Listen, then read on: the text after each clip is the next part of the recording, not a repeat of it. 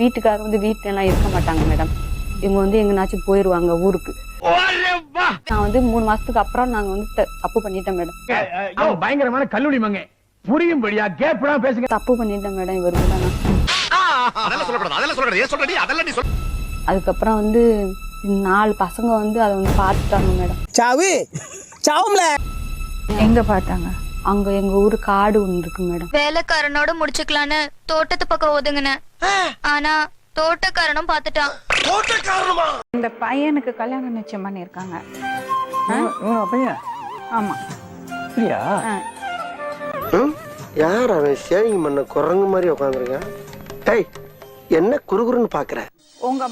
உங்க மனைவி வந்து சொல்றாங்க இவங்களுக்கும் இந்த பையனுக்கும் எப்போ சொல்லிட்டு தெரியாது.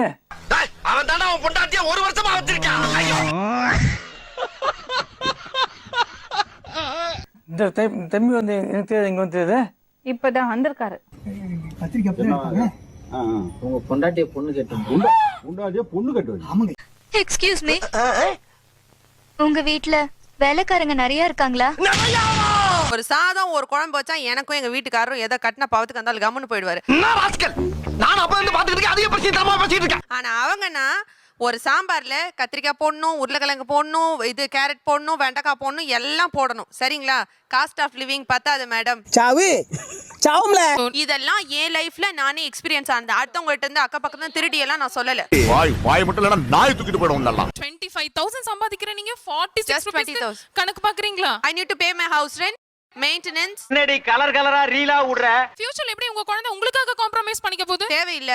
என் பையனுக்கோ என் மருமகளுக்கோ கஷ்டமா வந்தா ஹானஸ்டா நான் வெளியேறிடுவேன் மேடம். அத்தனையும் பொய்யே. But once you also will attain the old age, second childhood. But I'll give up. அதெல்லாம் சொல்லக்கூடாது. ஏன் சொல்றடி? அதெல்லாம் நீ சொல்லக்கூடாது. பல மாதிரி 4 பேர் தான் இப்படி வெரண்டாவாதம் பேசிட்டே இருப்பாங்க. ரியாலிட்டியை புரிஞ்சுக்கிறவங்க யாருமே இத அக்செப்ட் பண்ணதா செய்வாங்க. நான் சொல்றதுதான் ரியாலிட்டி. விரட்டி விட்டவங்க எத்தனை பேர் ரோட்ல கிடக்குறாங்கன்னு உங்களுக்கு தெரியுமா? நீங்க போய் பாத்தீங்கன்னா தெரியும். உனக்கெல்லாம் பேசவே தெரியல. அதுக்கு நிம்மதியா 3000 ரூபாய் கட்டி நீ போமா அங்கே இருமா, வாசத்துல ஒரு நாள் வந்து உன்னை பாக்குறேன்னு சொல்றது எவ்வளவோ வரவேற்க. நீங்க பேசுறது விதண்டாவாதம். டப்பு நடிக்கிறீங்க. நீங்களும் மனுஷிதான், நானும் மனுஷிதான். நீங்க ரொம்ப கற்பனையில எக்ஸாஜரேட் பண்றீங்க. நீங்க தான் எக்ஸாஜரேட் பண்றீங்க.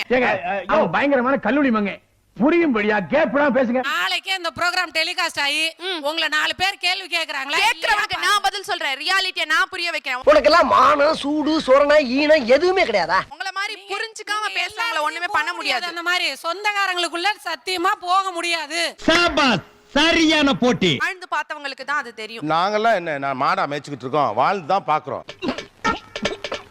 ஒரு உயிரை பணம் பிடிச்சு நிறுத்தாது, மருந்து கூட பிடிச்சு நிறுத்தாது, இமோஷன் பிடிச்சு நிறுத்தும். போய் பாருங்க. தொண்டைக்கும் வாய்க்கு இழுத்துக்கிட்டு இருக்கு, மூத்த மகன் வந்து பால் ஊத்தினாதான் அந்த உசுறு போகுமாங்க. இமோஷன் தான் ஒரு மனுஷனை உயிர் வாழ வைக்குது, தெரியுமா? மூஞ்சிய பாரு, உம்முன்னு இருக்கு. யோசிச்சு பாருங்க. ஒரு அம்மா 4 புள்ள 5 புள்ள இருக்குன்னா உயிரை கையில பிடிச்சு காப்பாத்தி அந்த 5 பிள்ளையில கரை சேர்த்து தான் சாவுறா. அம்மா இருக்க வரைக்கும் தான் வந்து லைஃப் லாங். அம்மா இல்லைன்னா வந்துட்டு லைஃபே மாறிடும்.